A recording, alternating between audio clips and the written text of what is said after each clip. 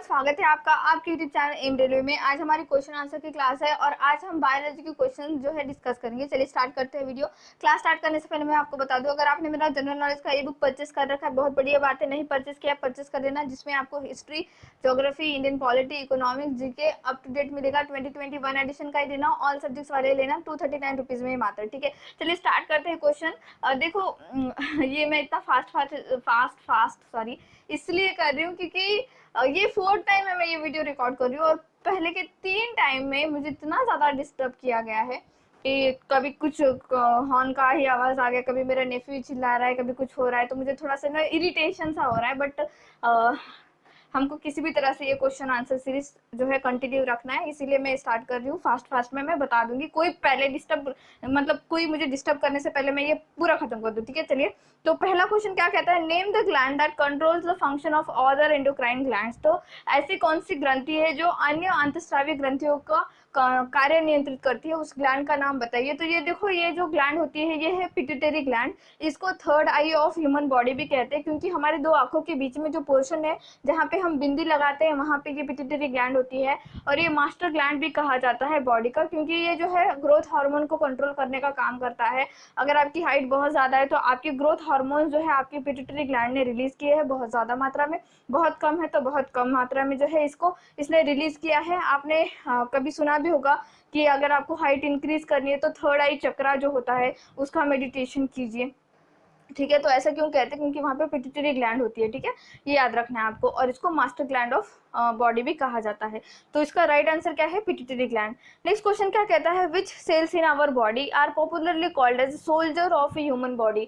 जब मैंने आपको ब्लड चैप्टर पढ़ा रखा था तब मैंने आपको बताया था कि जो हमारे वाइट ब्लड सेल्स होते हैं वो डिफेंस मैकेनिज्म का काम करते हैं। सबसे पहले जो फॉरेन पार्टिकल बॉडी में आता है उसको सबसे पहले टैकल कौन करता है, तो वो हमारा WBC करता है, याद रखना है। ठीक है, तो इसका राइट आंसर क्या है बच्चों, व्हाइट ब्लड सेल्स को कहा जाता है soldier of human body. Next question क्या कहता है, विच of the following has the highest protein content पर ग्राम। तो ऑप्शंस देखो, Apple, groundnut, wheat, soybean.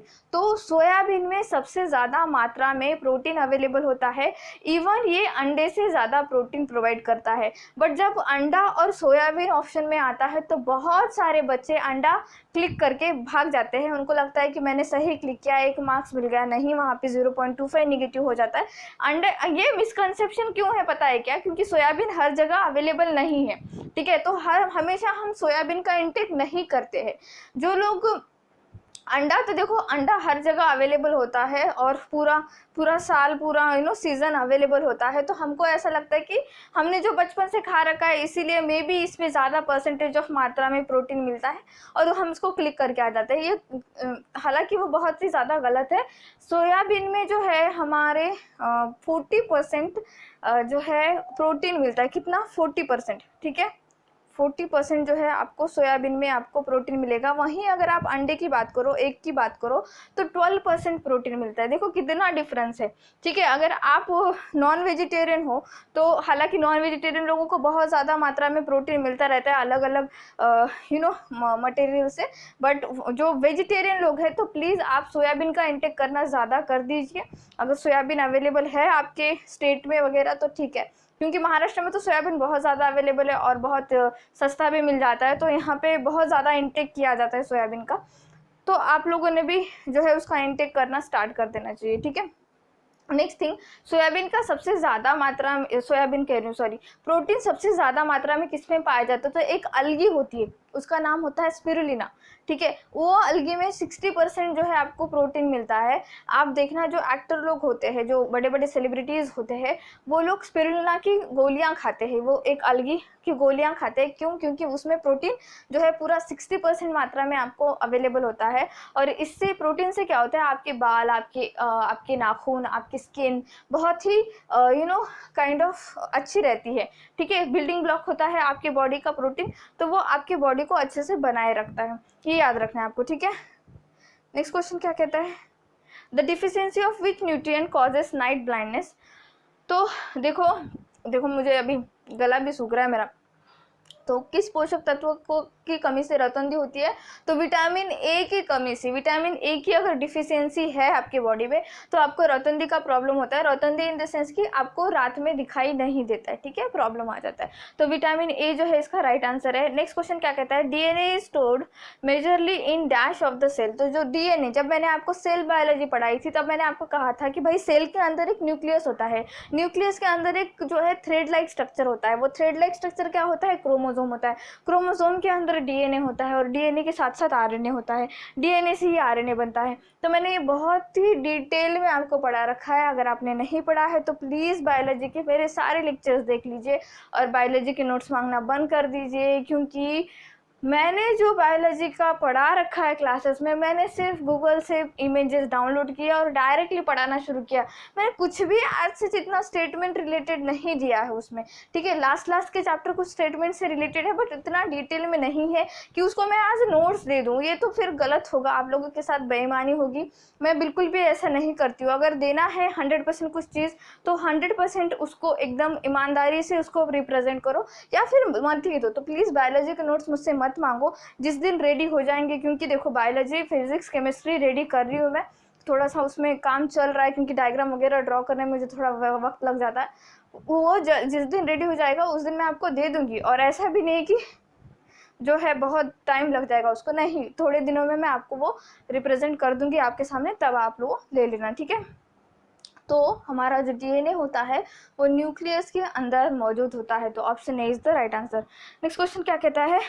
Both the haemoglobin and myoglobin, ठीक है, require for the formation of. Haemoglobin और मायोग्लोबिन दोनों को बनने के लिए डैडेश की आवश्यकता होती है। तो इन दोनों को बनने के लिए आयन, लोह की आवश्यकता होती है। जब मैंने आपको ब्लड चैप्टर ही पढ़ाया था तब मैंने कहा था कि हीमोग्लोबिन जो है उसको रेड कलर किस वजह से मिलता है? Because of ion. किसके वजह से? बिकॉज ऑफ आयन, लोह की वजह से जो है उसको रेड कलर प्रदान होता है, ठीक है। नेक्स्ट क्वेश्चन क्या कहता है? Which human body part can will be called as a chemical factory of our body. जैसे ही ये क्वेश्चन पढ़ते हैं बच्चे स्टमक क्लिक करके भाग जाते हैं, उनको लगता है कि बस भाई 1 मार्क मिल गया। नहीं, यहाँ पे 0.25 हो जाएगा आपका मार्क्स। ये याद रखिए, जो ऊपरी ऊपरी पढ़ के जाते हैं ना वो लोग ऐसे ही तुक्का तुक्का करके या फिर यूं ही ऐसे ही ना, यहाँ से कुछ पढ़ लिया वहाँ से कुछ पढ़ लिया, कंसेप्ट क्लियर नहीं करते हैं, फिर जो है फिर बोलते हैं कि भाई हमारा रिजल्ट नहीं आया, ऐसे नहीं आया। भाई अच्छे से पढ़ना आपको ज़रूरी है। स्टमक नहीं है इसका राइट आंसर। स्टमक क्यों मारते हैं लोग? क्योंकि उनको लगता है HCl मौजूद है तो शायद केमिकल फैक्ट्री होगी, वो नहीं। इसका राइट आंसर है लीवर। केमिकल फैक्ट्री क्या चीज़ होती है? जो एक किसी भी प्रोडक्ट को दूसरे प्रोडक्ट में कन्वर्ट करके प्रोवाइड कर दे आपको। उसी तरह से लीवर जो होता है वो अलग अलग चीज़ों को अलग अलग फॉर्मेट में कन्वर्ट करता है। जैसे मैंने आपको पढ़ाया था कि आरबीसी, जो डेड आरबीसी जो होती है, वो लीवर उनको लेकर बाइल जूस में कन्वर्ट करता है और उसको गाल ब्लेडर में स्टोर करके रखता है, ठीक है। और वो गाल ब्लेडर में जो स्टोर किया हुआ बाइल जूस है वो हमको डाइजेशन में काम आता है। तो ये मैंने बहुत अच्छे से आपको पढ़ा रखा है। तो देखो, याद रखो कि लीवर जो है हमारे बॉडी का केमिकल फैक्ट्री है, ठीक है। हमारे बॉडी की केमिकल फैक्ट्री क्या है? लीवर है। बार बार बोलो ये, अब ये याद हो जाना चाहिए। कोई भी स्टमक क्लिक करके मत आना प्लीज़, ठीक है। और हाँ, हमारी बॉडी का सबसे बड़ा ग्लैंड भी क्या होता है? वो होता है लीवर। और सबसे छोटा ग्लैंड क्या होता है? पिट्यूटरी ग्लैंड, पीयूष ग्रंथि। हाँ, नेक्स्ट क्वेश्चन क्या कहता है? Which organelle is also called as a powerhouse of the cell. तो देखो, हमारी जो पूरा हमने ऑर्गेनल सेल ऑर्गेनल पढ़ रखा है उसमें हमने पढ़ रखा था कि माइटोकॉन्ड्रिया जो है उसको पावर हाउस ऑफ सेल कहते हैं, क्योंकि वो एटीपी जनरेट करता है, ठीक है।